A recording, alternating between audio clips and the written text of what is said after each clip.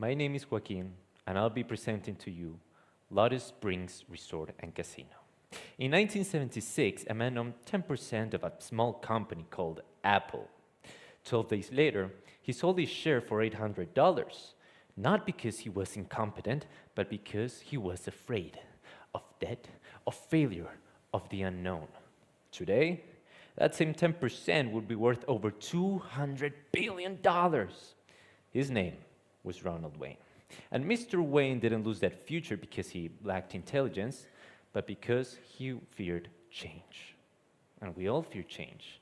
By the end of the year, I'll be graduating, and I will be choosing my future, something that scares me. We must understand that even though we can be terrified of it, to learn to live is to embrace change. Now, some may argue that avoiding change keeps us safe, and they're not entirely wrong.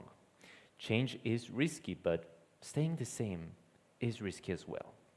Many centuries ago, the Roman Emperor Marcus Aurelius faced a devastating epidemic, the Antonine Plague. He didn't understand it, yet he chose to act, holding the empire together and saving lives in the middle of chaos. And we've seen this before. During the COVID-19 emergency, delays in action, even when driven by caution, allowed the virus to spread faster. According to Dr. Mary T. Bassett from the Harvard University, 40% of the deaths in the USA could have been avoided with a faster response. Now, I know these are extreme examples, but what this shows us is a universal truth. Staying the same isn't consequence-free. So, what do we usually do when change overwhelms us? We stay where we are, a place where we can escape change and call it safety. I have named that place. It is within our minds, and it's called the Lotus Springs Resort and Casino. It is filled to the brim with lotus flowers that grow on still water.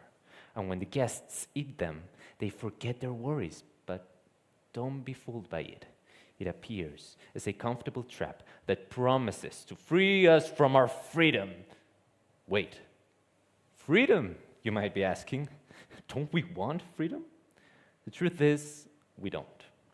Erich Fromm, a German psychologist, stated that people are afraid of change because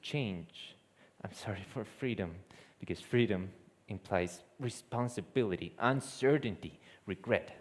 So they start confirming because it is easier than facing reality. But here's the truth. We have to face reality because we can't control it. How many times have you wanted to redo the past or change your future? But how can we ever find peace if we're attached to things we cannot control? We can't. Not while we are at our own resort, gambling our lives. Now, let's imagine someone at the resort. Let's call him Charlie. Now, the truth is, we've all been Charlie. Choosing what to study, letting go of someone we care, choosing whether to stay the same or change. Now, Charlie walks into a bar filled with scented candles.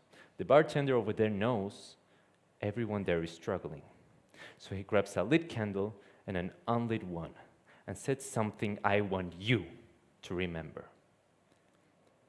Imagine you're the flame in this candle.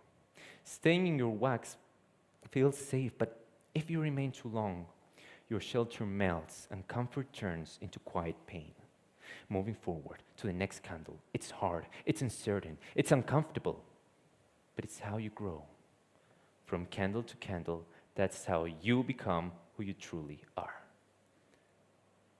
Change is our natural state. Even if we aren't changing on the outside, we're constantly doing it on the inside.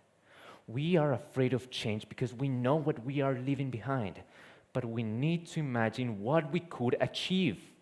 Every morning, ask yourselves, what gifts, what surprises can this day delight me with? We can stop the fear. After all, as William Henley once said, you're the masters of your own fate, captains of your souls, or as I like to call them, your flames. You can decide what to hold, a lotus flower or a candle. Which one are you holding? Please take a look around you. Are you truly present in this very room? or in your own resort, trapped. There is no shame if you are. You just got to take a leap of faith, and who knows? Something extraordinary might be waiting. We're all humans, so tell me, what are you waiting for to start being alive? Thank you.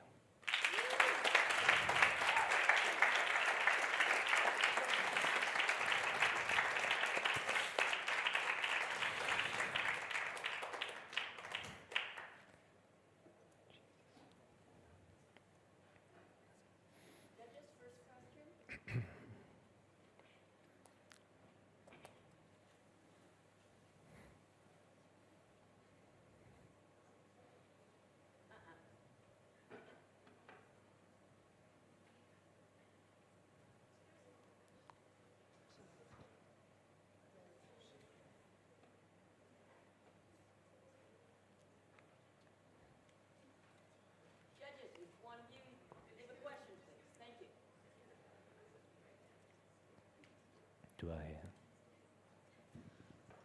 Thanks, Joaquin. You talk about fear and the fear of change. You also mentioned that you're now about to graduate. So what is your biggest fear that you're facing today? And what are you doing about it to overcome it?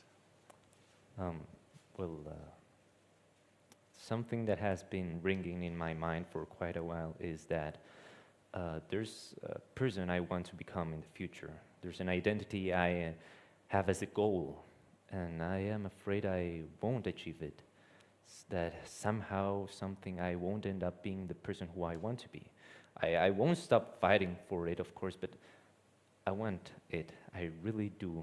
And I know there are a lot of changes between me right now and the person I want to become. So I'll just try to keep fighting until I achieve that goal.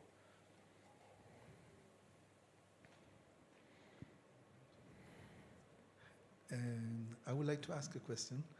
What are the responsibilities of being free? Well, for example, we humans, even though we think we want it, we don't want freedom. You might say it's freedom of thought, freedom of society, but there is weight in every decision we take, which is why unconsciously we want something to tell us what to do, because we might make a mistake and we'll feel regret, maybe guilt. We won't feel certain about doing things. We need, even if we don't know it, we need something to tell us what to do, always. Even if it's a father, even if it's a religion, even if it's anything, we want it. So there's a lot of consequences of being free. Thank you. Hi, Joaquin, thank you. You talk about the importance of change. What about the importance of, or how does that balance with the importance of stability and consistency and perseverance? That's a good question. I believe everything it isn't, we know it's not black and white in life. There is a balance between knowing where to stay, where to improve, where we feel okay. Because what I'm talking about is that there's sometimes we feel afraid of moving on. Even the fact of improving, we could be afraid of it because of mistakes. The same fact of being alive implies risks. So it's important as well to find the stability with friends, with family, with people we love and we care, that accompany us throughout the journey that's life. There's studies say that 4 out of 10 people are afraid of change. And they also say that when there's people we care about that accompany us on the journey, we feel abysmally better.